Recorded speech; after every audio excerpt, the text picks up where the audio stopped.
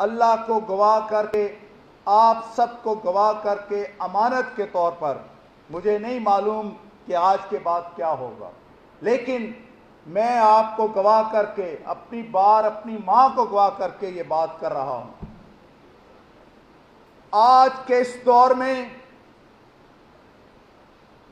I S I پوری طرح judicial proceedings کو مینیپولیٹ کرنے میں انوالو ہے۔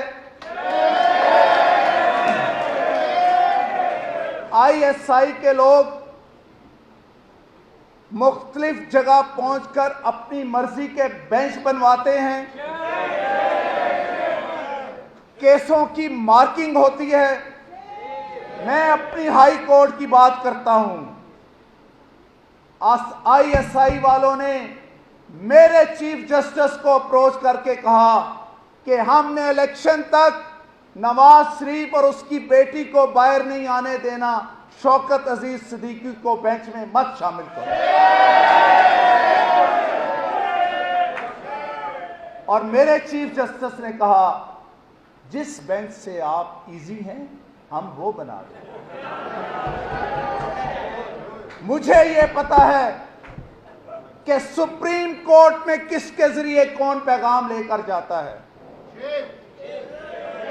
مجھے یہ پتا ہے کہ اکاؤنٹیبلٹی کورٹ کی ہر روز کی پروسیڈنگز کہاں پر جاتی رہی ہیں۔ مجھے یہ وجہ معلوم ہے کہ اسلام آباد ہائی کورٹ کا اسٹیچوٹ کے مطابق ان اکاؤنٹیبلٹی کورٹ پر ایڈمنسٹریٹو کنٹرول کیوں ختم کیا گیا، تاکہ وہاں پہ کل کوئی جج جا کر پروسیڈنگز کو نہ دیکھ سکے۔ آپ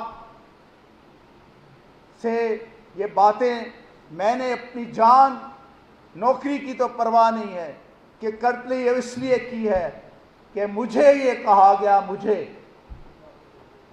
کہ جناب آپ ہمیں ایک ایشورنس دے دیں کہ ہماری مرضی کے مطابق فیصلہ کریں گے تو ہم آپ کے ریفرنس ختم کروا دیں۔ مجھے یہ کہا گیا کہ آپ اگر ہماری مرضی کے مطابق فلاں کیس میں فلاں فیصلہ دیں گے تو ہم نومبر تک نہیں سپٹمبر میں آپ کو چیف جسٹس بنا دیتے ہیں۔ تو میں نے انہیں کہا کہ میں اپنے ضمیر کو گروی رکھنے سے پہلے ہے کہ میں مر جاؤں۔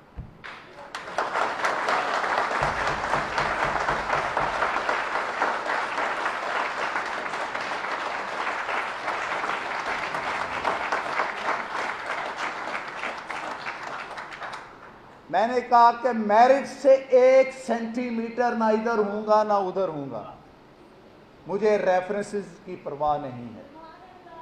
آپ نے پہلے بھی ریفرنس کروائے ہیں، آپ 10 اور کروا دیجئے۔ جب تک میرے اللہ کو منظور ہے کہ میں نے اس سودے پر رہتے ہوئے اللہ کی رضا کی خاطر کوئی کام کرنے ہیں تو میں کرتا رہوں گا، چاہے ساری دنیا میرے مخالف ہو جائے۔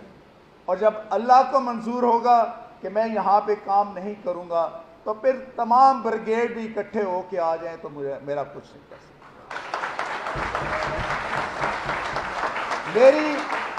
میری آپ سے یہ گزارش ہے کہ آپ بار اور عدلیہ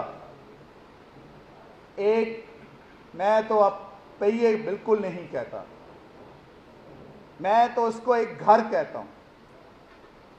ایک ہی گھر کی حویلی میں رہنے والے لوگ ہیں، لیکن آپ کی حویلی پہ ڈاکہ پڑ چکا ہے۔ آپ کی حویلی بندوق والوں کے کنٹرول میں آ چکی ہے۔ آپ کی آزادی سلب ہو چکی ہے۔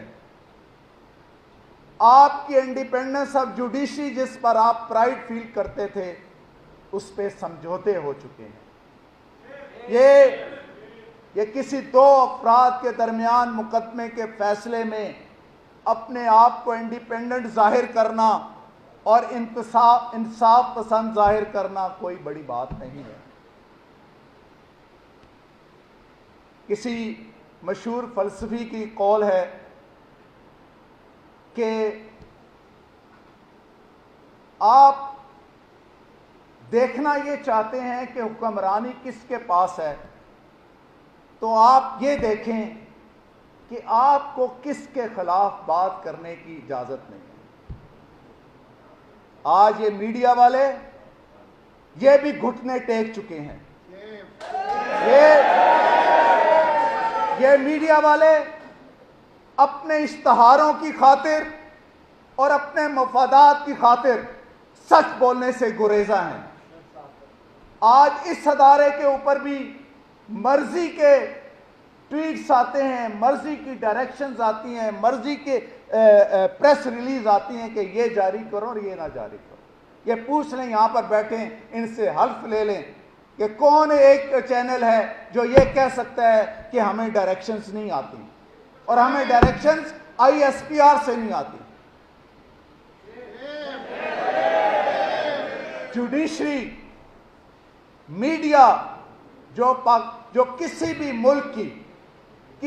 ملک کے لوگوں کے ضمیر کی آواز ہوتی ہے، اس کے اوپر اگر پابندیاں لگا دی جائیں گی، اس کو اگر پابند سلاسل کر دیا جائے گا، اس کے لبوں کو اگر سیل دیا جائے گا، اس کے لوگوں کی آزادی سلب کر لی جائے گی، تو پھر مجھے کہنے دیجئے کہ شاید پھر پاکستان ایک آزاد اسلامی جمہوری ملک نہیں رہے گا۔